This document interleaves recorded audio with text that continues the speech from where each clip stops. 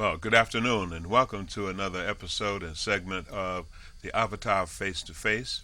We are your weekly arts and culture organization that speaks about the entertainment world and things beyond that within the Westchester and areas beyond that in the whole New York metropolitan area. And we have a special show today that's going to feature a couple of our good friends in terms of you seeing what they're going to be doing, programs that are coming up in the future, and learn a little bit about a new organization that I've become aware of. And we get the chance to meet some of the principals in that. I want to just kind of thank all of you for the kind responses that have been forwarded to us on our previous shows, particularly the celebration of the 50th anniversary of Jamaica and Trinidad and Tobago. We had a series of 26 shows that we did in celebration of that. And we want to thank all of you for your very kind and positive responses and promise to bring you more entertaining kinds of programs. Today we're very much blessed. We're blessed with some friends I'd like to introduce you to. And these are two people from the dynamic partnership and duo of the G&J Productions. We have Mr. Greg Thomas and Miss Jewel Kinch-Thomas. How are you? How you doing, Jewel? So well. Greg, how are you? Just fine, just fine. Good, Thank you good. for having us. I want to thank you guys for taking time out of your schedules and Sure. Oh, absolutely. coming in to talk about kind of some stuff that you're doing, projects that you've done, different initiatives that you've undertaken, and sharing that with our viewing audience. And so we want to start, just kind of kick it off in a very general, kind of relaxed conversation style. Sure. And let's talk a little bit about G&J Productions. One of you start with give me a little overview. Okay. Well, we're a husband and wife team, as your audience may have discerned. And we both have really long and very, I think, passionate interests in the arts, and we've worked in the arts for a very long time, decades, Okay. and in our respective fields. And then we decided at one point that we wanted to combine those skills and those efforts and create a company that would represent how powerful we feel the arts can be, and what wonderful high quality productions that we can bring to the public. So that's how we got the inclination to form the company and move forward. Okay. So just give us an idea how long you guys been together as a company. Well, as a production company, officially for several years. Okay. Unofficially for more than that, because our working together in a production capacity actually goes back to 2004, Yeah. where we produced a special tribute to the great trumpeter and legend Clark Terry at the Riverside Theater, Right. where Drew was the artistic and executive director. Okay. So we've been working together for a while, but officially for several 4 years. Okay. Right. That's good. So let's go into a little deeper into this, and you can share whichever one wants to start. Our ladies first, probably, and just a little bit about your background, and then we'll kind of go to you, Craig. And Sure. we'll show the people why this dynamic team was able to come together. Okay. Well, I have always been involved in the arts in one form or another, whether it was personally in terms of dance or singing. And I, 14 years ago, became the executive and artistic director at the Riverside Theater, which is Right. part of the Riverside Church in New York City. And there, I was responsible and created several programs and festivals in dance, in music. We had a children's theater program, also produced a number of really wonderful theater, poetry, spoken word, and many other types of programs right. that were for the community. And special events and galas and outdoor programs and festivals for the public. So that was for 14 years my passion and my work. And now I'm funneling that into what we can do as a company here in Westchester and also the surrounding areas. Gotcha. Okay. Greg, how about you? Well, my passion is jazz. and it has been so since my high school years on Staten Island and college at Hamilton College. And though I've done a lot of different things, as most of us do, jazz has been central over the years. I have worked with the Jazz Museum in Harlem as a consultant for a program they have called Harlem Speaks, which is an interview series. Did that for 7 or 8 years. Okay. I was host of an online jazz news and entertainment show called Jazz It Up for several years. And I am currently the jazz columnist for the New York Daily News. Okay. All right. Very good. So, but on as far as G&J Productions, we focus on many aspects of jazz, the entertainment side, the production side. We also, just to mention in passing, part of G&J Productions is a copywriting business where we work with organizations and entities to create and design high quality copywriting for their promotional materials. For example, we have in January Harlem Stage, which is an organization that's been around for 30-something years. They will have a new brochure for their spring season that we did the copywriting for. So that's another example of what we do. Right, right. The copywriting, but also conceptually looking at the design and the images and just putting it all together to create a signature piece then that would be attractive to, consumers and people who are interested in finding out more about the organization and what they present.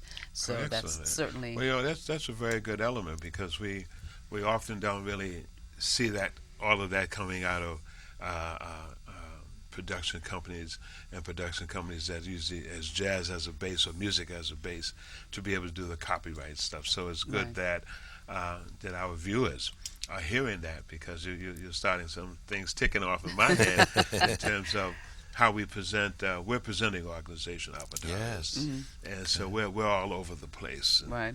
And it's very good to have that kind of that collateral, having that kind of printed collateral that really kind of speaks to the essence of what you're doing or who you are as an organization, Yes. and put it out there. Right. Well, for many people, that's how they know about you. That's how they learn about what you have to offer. And it's the piece that will entice them then to find out more or to actually come to a performance. So it's a really important, piece of information that we can put out there for people. Well, let's talk a little bit about some of the projects that you've done in the past. I know you guys have been dealing with a lot of prominent artists and doing some very interesting things. Let's speak a little bit about what you've done in the past, kind of both around the country and in Westchester. Okay. All right. Well, sure. Okay. Well, in Westchester, we happened to have moved to Westchester in 2008, Right. Okay. where we actually got married together and started our business. And we, in collaboration with the New Rochelle Arts Council, did a production with the great educator and drummer, percussionist Bobby Sanabria. Okay. And that was several years ago. Right, that was part of the Arts Fest that Right. New Yeah, Rochelle right. does The Arts Fest every in the year. fall, right. Right. Okay. So what was great about that was that it was in Trinity St. Paul. Was it Trinity St. Paul Church? And not only did Bobby and his band perform, but we had some instructors come in and teach the folks who attended some salsa and other types of dances. So it became it was a community event, and it was interactive, and people had a lot of fun. Okay, that's cool. That's one of the things we really try to do. We've tried to, the entertainment, of course, is primary, and the kind of spiritual and cultural food that the people will get from it. But we also want to have other elements that make it kind of extra special. So that's one example of what we did with Bobby Sanabria. We also had a production featuring the great composer and saxophonist Benny Golson and wonderful guitarist Gene Bertoncini together at the Wainwright House in Rye, New York, where they played together for the first time as a duet. Yeah, I think we have a picture of that collaboration together. So we'll most certainly be people will be able to see that as we speak. Yes, sir. Okay. Yeah. But go forward. Yeah. All right. So at Riverside, as I mentioned, there were several programs. One of which that I was particularly pleased with, Women of Excellence in the Arts, and it was an evening to spend with 4 or 5 women who had made significant contributions to the arts, whether it be music or dance or theater, and hearing their stories and understanding more about their journey and what inspired them and challenges that they faced. So we had Miss Ruby D Right. as one of those Okay. women. Um, Westchester Intasaki, resident. yes, Right. yes. Long time Westchester and resident. and she's so phenomenal. I mean, she came to both of the Women of Excellence programs, but she stood up at the end of that program and just spoke from her heart in terms of, what the arts mean to people and community in terms of, filling voids and inspiring people, Right. but also the role that women play in the arts. And she was tremendous. People were on their feet. Right. She's a very powerful advocate for the arts. Yes, she is. Oh Yeah. yes, Yes, and she she is a powerful advocate for Daniel Beatty, who I produced in a number of his one-man shows. So she was always there to support Okay. in terms of Daniel as a really fabulous up-and-coming artist. Right. Yeah. I've seen a couple of his works. He's a very powerful guy, a very talented person. Very Yes. talented. Interchangeable in characters. That's I mean, right. he's really dynamic. I mean, one of his plays, he played, I think, 46 different characters, Right, yeah. and it's amazing to watch him just transition transform, huh? and morph from one into the other. Okay. I think he's playing in Connecticut in January at the Hartford Stage. So if anyone is of a mind to check out some really phenomenal talent, he would be one of them. He's one of them, yeah. One of the things I wanted to say, taking off from Daniel Beatty being a great up and coming artist, is that we like to work with great emerging artists who, on the verge of greatness and need exposure.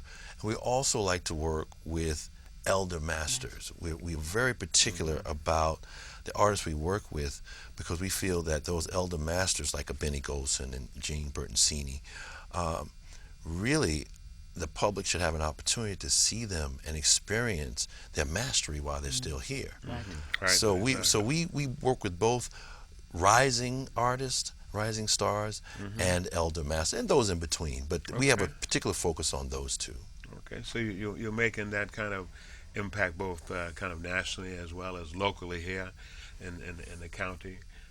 So we're kind of glad to have you into the county because there's a real need. Thank you. It's a real kind of culturally sensitive community Yes, sir. that Westchester is, and has a long history Yeah. in the arts of many different genres. Right. And but it's also really kind of important to see that there are companies of color Yes. coming in. I think that's important to speak of, and it's not offense to anyone out there, but it's a very much needed and much appreciated kind of a skill set to see people kind of taking that creative juices and that creative license and be able to bring that and offer it among all the other things that happen in this county. So it's sir.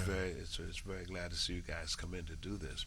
Well, so, we are. Go ahead, I'm sorry. I'm just following up on that. We are certainly of a mind to use the resources that we have and the vast network of artists that we have worked with over the past 15, 20 years Okay. to bring them into Westchester in whatever venues and forms that we can make that happen in. So we're in the conversations right now Okay. with people to see what that could look like and how we could move forward with that, because we, as you said, we think that it would be welcomed here, Right.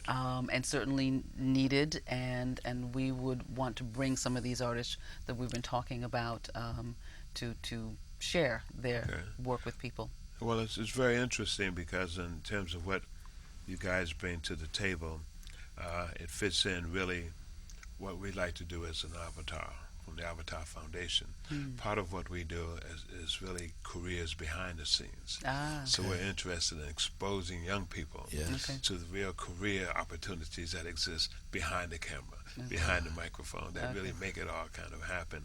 And as well as part of our Legend series, we like to do the same thing and pass it on in terms of learning from the masters. Yes. Right. You know, what they really bring to the table, how they've established themselves, and be able to communicate that to some young people and up and coming artists. I mean, that's, Well, if I can mention, in Greg's Daily News article this past Sunday, and the gentleman that you wrote on, Steve Wilson. Steve Wilson, right. And within the article, Mr. Wilson was talking about that in terms of when he was coming up. No, he's a saxophonist. And okay. this week that we're recording this, he's at the Vanguard. By the time it airs, it would have been the past week. Okay. Yeah, and he's leading a trio.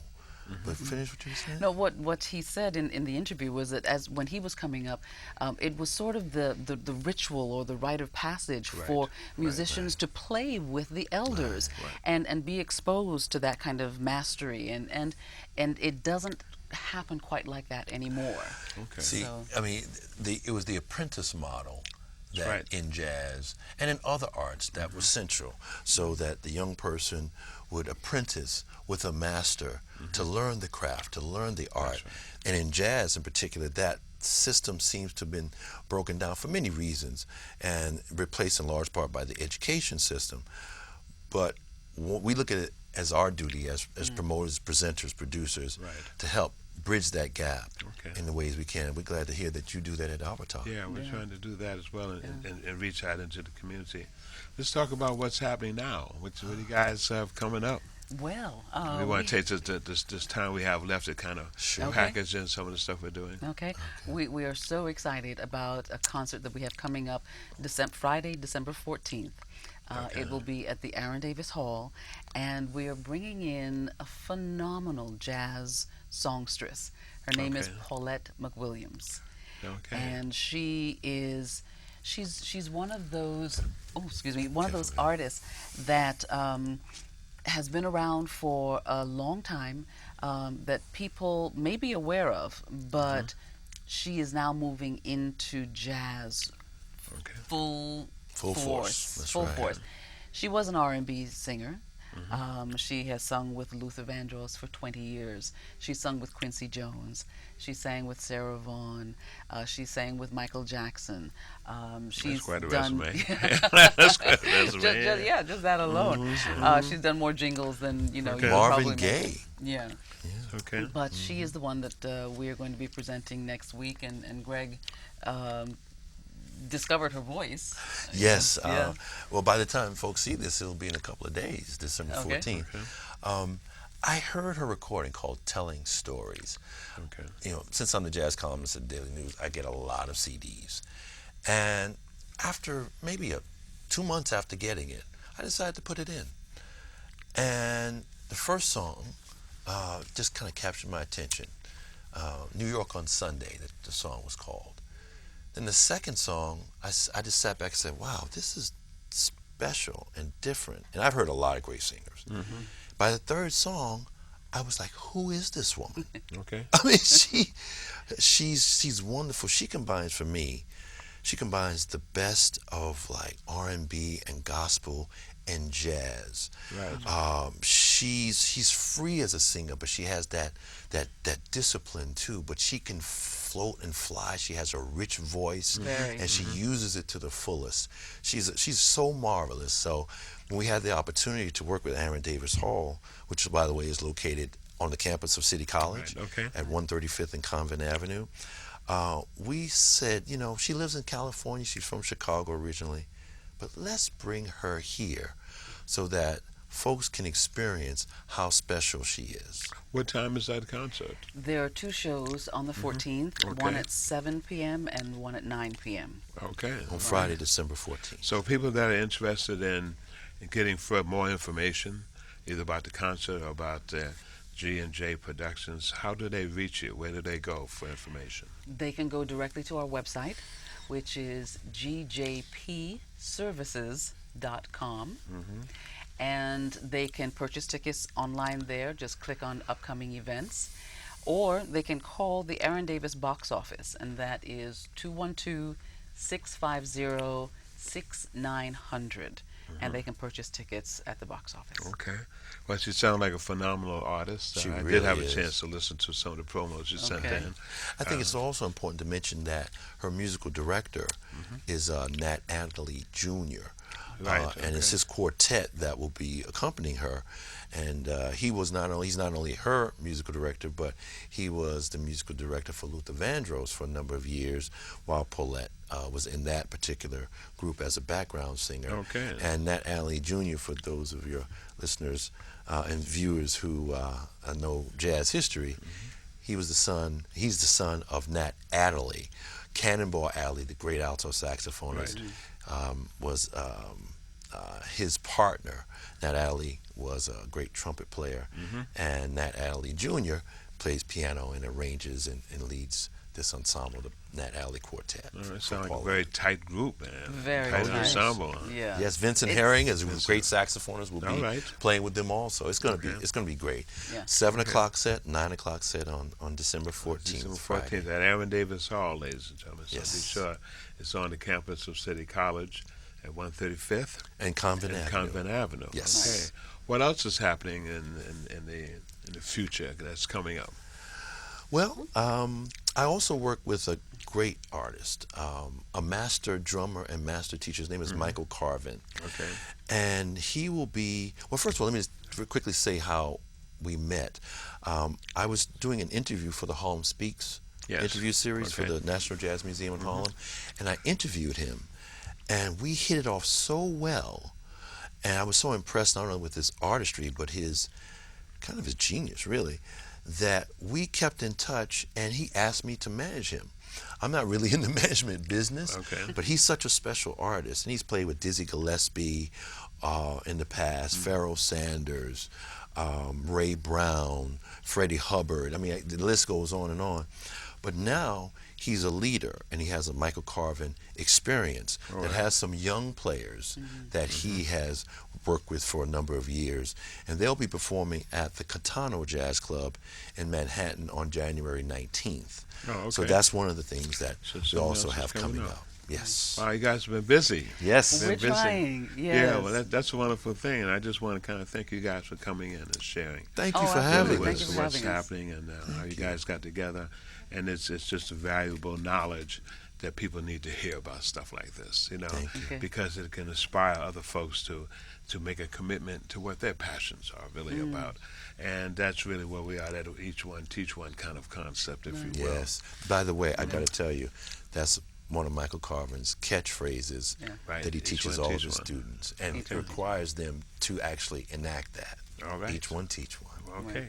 Yes. Well, listen, you've listened and have met the dynamic duo of G&J Productions and Services. Am I saying it right? That's correct. G&J Productions, and the site is GJP, standing for Service. Greg, G&J Productions. All right. Service at GJPservices.com. .com. Yes. And you've met the principal players in that particular organization, and we would really want to take time to say thank you very much for coming in. Thank you for Thank having you. us. And we want to kind of thank you for like viewing and catching us on our weekly show. And as always, which is my mantra, we speak about the dream, and the dream is in the mind of the believer and in the hands of the doer. And you're not given that dream without being given the power to make it happen. So on behalf of my guests, on behalf of all of us that are here at Avitar Face to Face, we want to thank you, and we're going to take a nice little treat, a little tribute. We're going to close the show, and we're going to hear a little bit from Paulette McWilliams. So have a good afternoon, and we'll see you next week.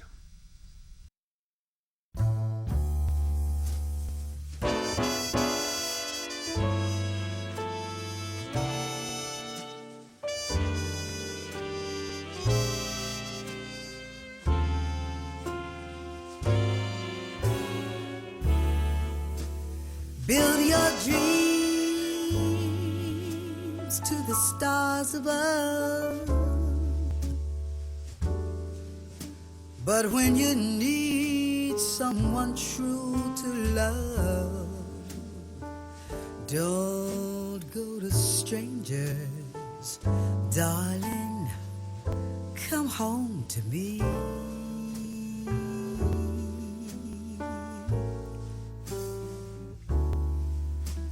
Play with fire, get your fingers burned. But when there's no place for you to turn, don't go to strangers, darling. Come on home to me.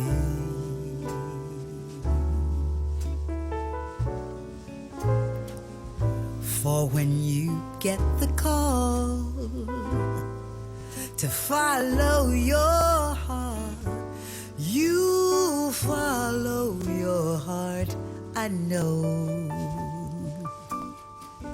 I've been through it all, and I'm an old hand, and I'll understand if you have to go. So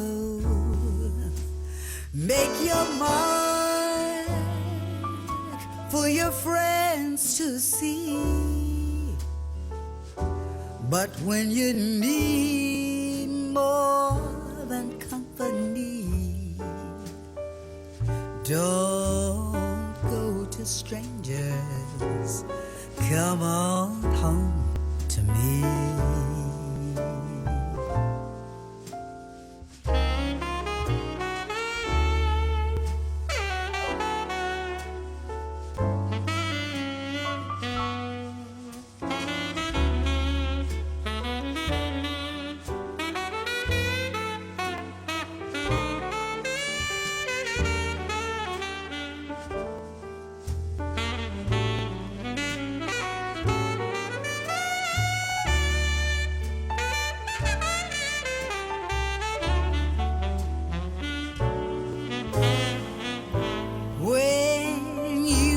The call to follow your heart, you follow your heart, I know.